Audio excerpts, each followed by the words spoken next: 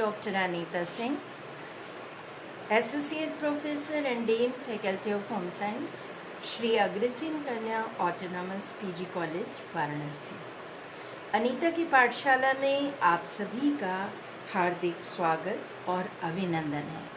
आज का विषय है lunch box for school going children. School going as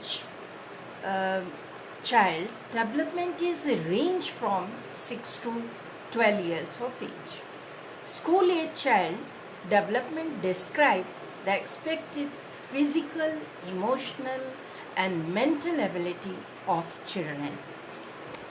school going age इसलिए स्कूल गोइंग एज जो है वो स्कूल एज के जो बच्चे होते हैं, स्कूल गोइंग एज के उन बच्चों की न्यूट्रिशनल रिक्वायरमेंट बहुत मायने रखती है। उसका रीज़न है कि इस एज ग्रुप के बच्चों की बॉडी में न्यू टिश्यूज़ का फॉर्मेशन हो रहा है और लगातार रेगुलर बॉडी में सारे ऑर्गन्स फंक्शन कर रहे हैं। तो और इसके साथ साथ टिश्यूज़ के रिपेयर का भी जॉब लगातार होता रहता है। तो इस समय बच्चों की बॉडी में फिज़िकल एंड मेंटल, जैसे मैंने कहा कि school age child development describe the physical, emotional and mental ability of the children, क्योंकि इनकी इस समय फिज़िकल, मेंटल और इमोशनल सभी प्रकार के डेवलपमेंट्स होते हैं, इसलिए इन्हें बैलेंस्ड न्यूट्रिशन की ज़रूरत होती है। इनकी बॉडी की बनावट एकदम इस समय चेंज होती है, चेहरे की आकृति बदल जाती है, मांसपेशियों का गठन होने लगता है, हाव भाव बच्चों का बदल जाता है, हाव भाव मतलब चेंज होने लगता है, बच्चों की बनावट, अंगों की बनावट चेंज होती है, त्वचा का जो रंग रूप है वो भी इनके डेवलपमेंट के साथ साथ चेंज होता है। नेक्स्ट इम्पॉर्टेंट बात यह है कि स्कूल गोइंग जो बच्चे हैं उनका हेल्दी न्यूट्रिशन कैसे होना चाहिए। Healthy lunch boxes for the school going children. अभी मैंने कहा कि 6 to 12 ईयर्स के बच्चे होते हैं, यानी moving in strong coordinated manner, using complex sentences, छोटे छोटे सेंटेंसेस करके वो यूज़ करते हैं, and becoming more aware of the body, है ना, possibly developing sedentary sex characteristics, focusing attention for a longer period of time. Healthy lunch box for school going children. Healthy lunch box for school going children यानी जो packed lunch box होता है वो बच्चों के, school going बच्चों के लिए बहुत ज़रूरी है, क्योंकि बच्चे जो हैं वो, बच्चों का जो स्कूल होता है वो घर से थोड़ा दूर होता है। हाँ, तो अगर बच्चा लंच बॉक्स लेके जाता है तो उस पीरियड में उसका जो न्यूट्रिशनल डिमांड होती है बॉडी की वो कंप्लीट हो जाती है।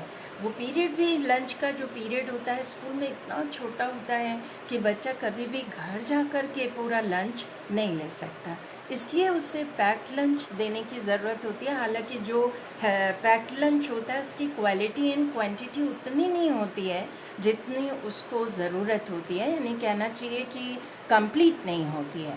पैक्ड लंच बॉक्स बच्चे की हेल्थ को मेंटेन करने के लिए ज़रूरी होते हैं, इसलिए ऐसे हेल्थ देने चाहिए पैक्ड लंच को जिससे कि बच्चा ज़्यादा हेल्दी रह सके। तो फूड मतलब जो चीज़ें पैक्ड लंच में देनी हैं उसके लिए बच्चे को क्या क्या करना चाहिए।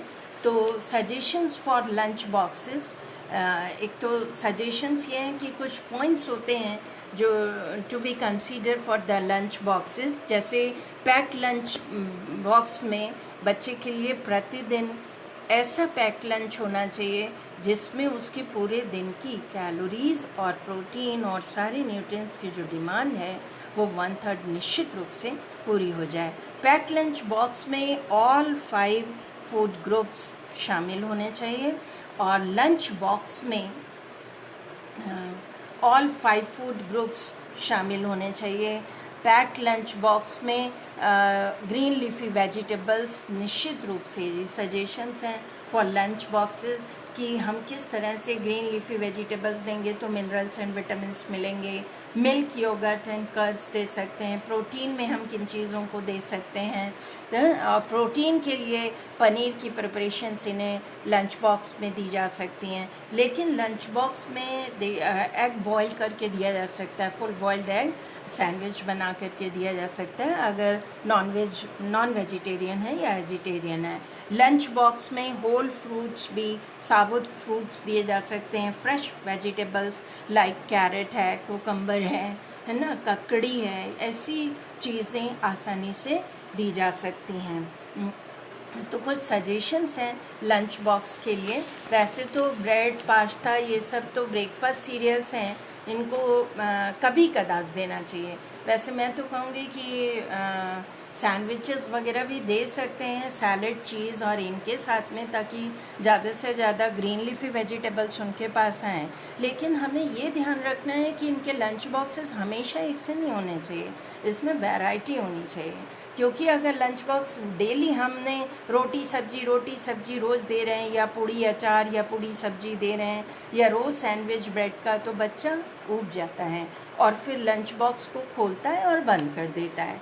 तो पैक्ड लंच बॉक्स में एक तो वैरायटी होनी चाहिए, कंसिस्टेंसी का स्पेशली ध्यान देने की ज़रूरत है, क्योंकि लिक्विड फॉर्म में जैसे कई लोग जो है ना ऐसी चीज़ें भी दे देती हैं जो कि लीक कर जाता है उनके बैग में, उनकी बुक्स हैं, कॉपीज़ हैं, ख़राब हो जाती हैं, फिर वो चिढ़ने लग जाते हैं लंच बॉक्स से, और एक आदत ही उनमें बन जाती है, नहीं मुझे कोई लंच बॉक्स नहीं ले जाना है। तो मदर को स्पेशली इस बात पे ध्यान देना है कि जो पैक्ड लंच बॉक्स दे रही हैं उसकी कंसिस्टेंसी क्या है, वो लीक नहीं करना चाहिए। और लंच बॉक्स में लंच बॉक्स को पैक करते समय पहले बहुत अच्छे से क्लीन करना चाहिए लंच बॉक्स को, और ड्राई करना चाहिए, तभी उनको देना चाहिए।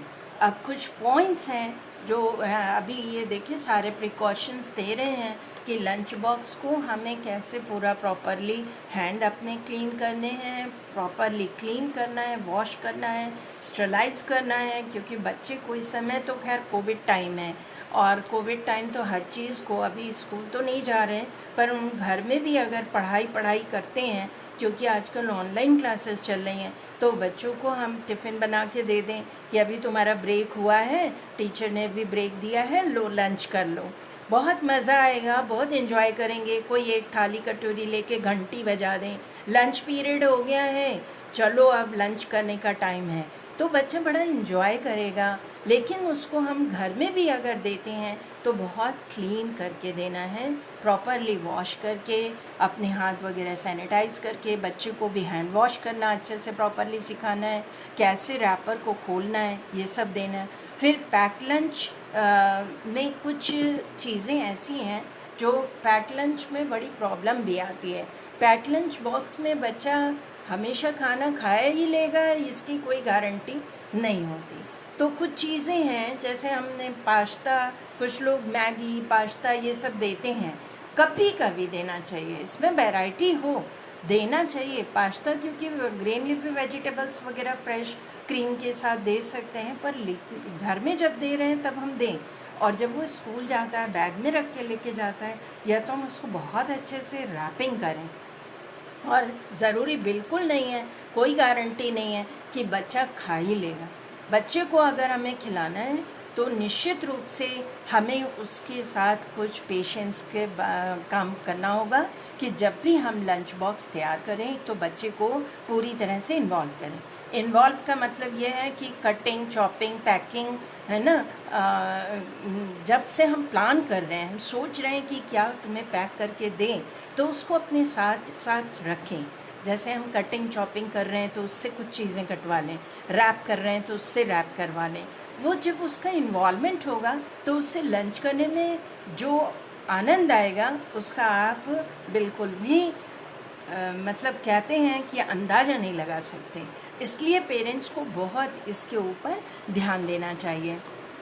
और लंच बॉक्सेस में आइटम बहुत ही सिंपल होने चाहिए, क्योंकि बच्चे के पास लंच आवर तो बहुत ही कम होता है। इतना छोटा सा 20-25 मिनट्स का एक लंच पीरियड होता है और वो जल्दी जल्दी खा लेना चाहता है। इतनी वैरायटी अगर उसकी बॉडी, एक तो टिफ़िन में वैरायटी नहीं होनी चाहिए, कम से कम दें और इतना दें कि वो फिनिश करके आए। और क्योंकि उसका दिमाग तो खेल में लगा रहता है कि जितना समय मिला है और कब रेसेस ख़त्म हो जाएगी, जल्दी से फ्रेंड्स के साथ खेल लें। तो खाने में फिर जैसे रोटी है तो रैप करके दें, पूड़ी है उसको अच्छे से रोल बना के दें, बच्चे ने फट से उठाया खा लिया। जो वेजिटेबल्स हैं उनको स्लाइसेस में काट दें या फिंगर्स में काट दें तो इजीली खा सकते हैं। पुलाव वगैरह आसानी से कुक करके और बढ़िया से रैप करके देना चाहिए। हम राइस, पुलाव, सैंडविच ये सब बच्चों को आराम से दे सकते हैं। तो कुछ सजेशंस हैं, जैसे वेजिटेबल पुलाव दे सकते हैं, बॉइल्ड एग मैंने अभी बताया है, चपाती स्टफ़ करके दी जा सकती है। विद दाल है, दाल को ड्राई नहीं, सेलो फ्राई करके, और जो ड्राई वाली दाल होती है, गीली वाली दाल नहीं, वो थोड़ा सा सेमी हो, आराम से बच्चा खा सके। चीज़ सैंडविचेस एंड पनीर सैंडविच बच्चे बहुत एंजॉय करते हैं। इडली दी जा सकती है, पर इडली को स्टफिंग कर सकते हैं डिफरेंट टाइप के वेजिटेबल्स वगैरह डाल करके, कई वैरायटी की दाल पल्सेस उसमें मिक्स कर सकते हैं ताकि उनकी प्रोटीन की रिक्वायरमेंट बढ़ सके। खुरमा दे सकते हैं, खुरमा हर बच्चों को पसंद होता है क्योंकि मीठी उसके ऊपर लेयर होती है, नमकीन भी बनता है, मीठा भी बनता है। ये इनको पैक लंच में आसानी से दिया जा सकता है। ये सारे पॉइंट्स हम लोगों को ध्यान देने हैं कि points to be consider in the planning of pack lunch. तो मैंने अभी सब बता दिया कि बिल्कुल पैक लंच ऐसा होना चाहिए जिससे उनकी जो कैलोरीज़ हैं वो 1/3 डेली रिक्वायरमेंट की calories, protein and other nutrients tiffin के द्वारा पूरे होने चाहिए। लेकिन quality and quantity wise protein का टिफ़िन कभी भी कंप्लीट नहीं होता, इसलिए इस बात का ध्यान देना है। The pack lunch should consist of all 5 food groups, जो हमारे मेन 5 फूड ग्रुप्स हैं, cereals, pulses, green leafy vegetables, fruits, milk and milk product. ये निश्चित रूप से एग, मीट, फिश इनको ऐड करना चाहिए। Through the number of dishes में be less, number of dishes कम देनी है लेकिन वैरायटी देनी है और हमेशा देनी है। Monotony should be avoided in the pack lunch. मैंने कह दिया, एक चीज़ को बार बार रिपीट नहीं करना चाहिए, इससे बच्चा बोर हो जाता है। There should be variety and containers should be clean and dried before packing the food. ये हाइजीन के पॉइंट ऑफ व्यू से वेरी वेरी एसेंशियल। इसका माँ को बहुत ध्यान देना चाहिए और प्लस बच्चे में हेल्दी हम जो हैबिट्स हैं उनको डेवलप कर रहे हैं। The food should have correct consistency, food की कंसिस्टेंसी प्रॉपर होनी चाहिए, हमेशा करेक्ट होनी चाहिए। ये सारे बुक्स के रेफरेंसेस हैं, जिन रेफरेंसेस को लेकर के इस मटेरियल को मैंने तैयार किया है। Thank you.